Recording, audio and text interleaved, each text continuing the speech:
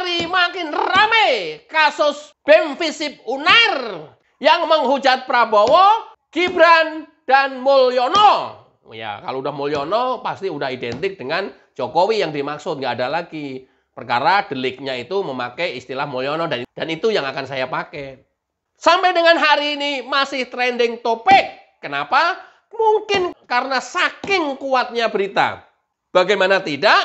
Seorang BEM Visip UNER mengirimkan karangan bunga ucapan selamat yang ditujukan kepada Jenderal Bengis Prabowo Subianto, Gibran Rakabuming Raka, admin Fufufafa, dan yang mengirimkan Mulyono, bajingan perusak demokrasi. Luar biasa kan? Perilaku, kelakuan, tingkah laku, tabiat mahasiswa sekarang kita ini.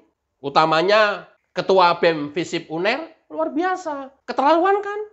Itulah kenapa sekarang beritanya masih kuat. Karena saking biadabnya, saking nggak punya adabnya. Cukup gampang, saya nggak tahu. Di ruang publik bilang bajingan, kok cukup gampang, cukup enteng. Apa ini karena pengaruh seminar-seminar yang dilakukan oleh Rocky Gerung? Nggak tahu. Sehingga otak para mahasiswa sudah teracuni dan nggak punya adab, cukup gampang sekali mengucap bajingan. Cukup sekali menuduh kemudian dengan berucap bajingan kepada orang lain. Sama bajingannya dengan ketua yang membuat karangan bunga tersebut. Akibat peristiwa ini, Dekan Visip UNER sudah menjatuhkan sanksi pembekuan kepengurusan BEM UNER. Namun, belakangan dicabut karena mendapat pembelaan dari Menteri Riset dan Dikti, Satrio Brojonegoro. Luar biasa kan?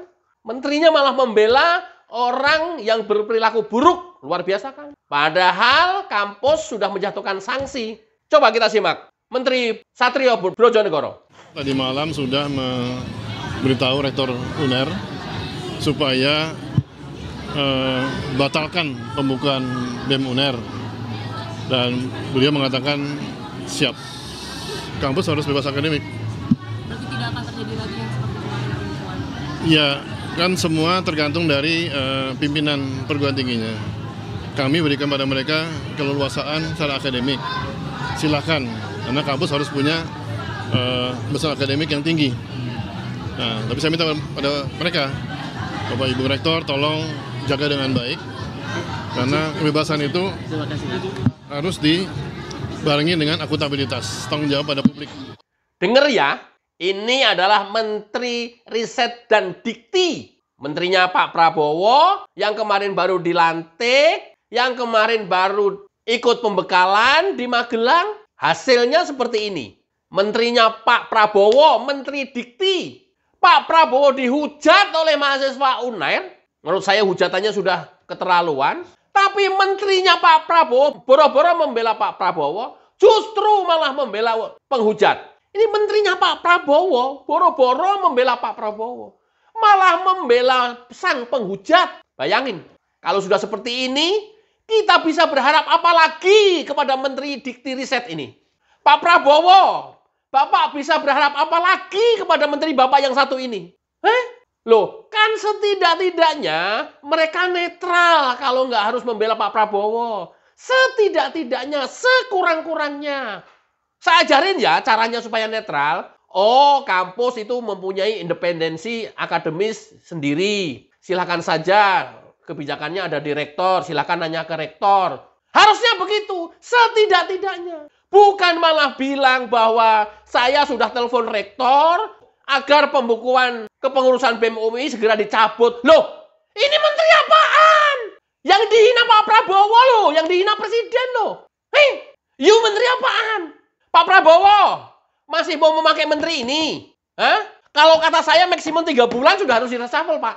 Atau supaya nggak malu, setidak-tidaknya 1 tahun maksimum harus di-reshuffle. Nggak bisa berharap banyak kepada menteri ini. Loh, Bapak yang dihujat pura-pura belain kok.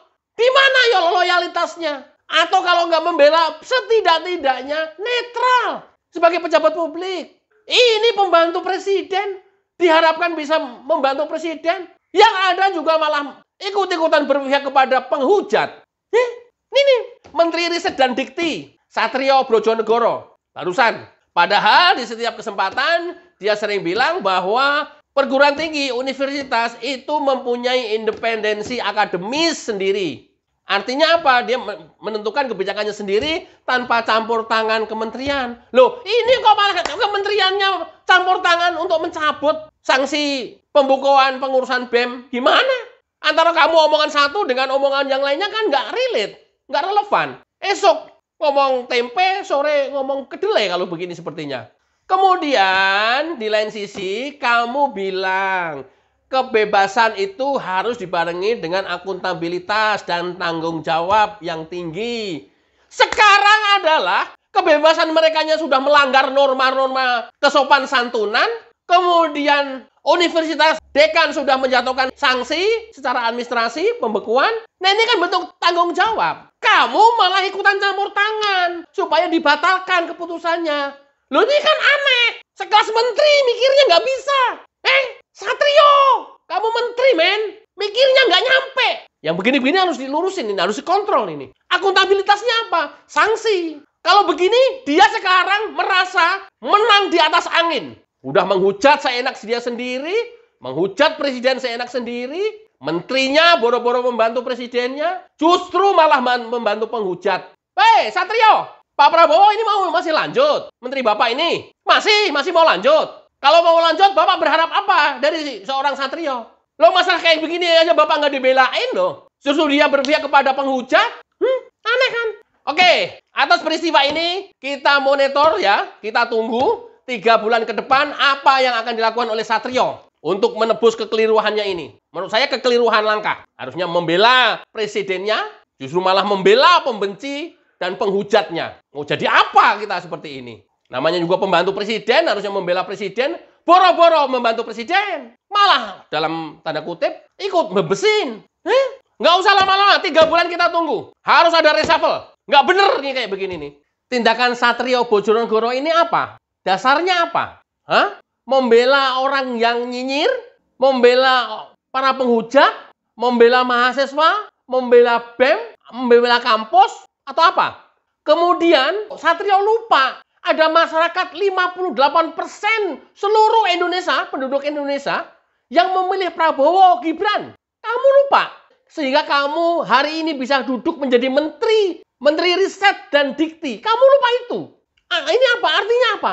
Kamu mikirin bela mahasiswa, bela BEM, sementara kamu mengesampingkan 58% pemilih Prabowo.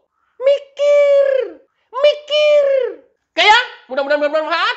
Wassalamualaikum warahmatullahi wabarakatuh. Cayo.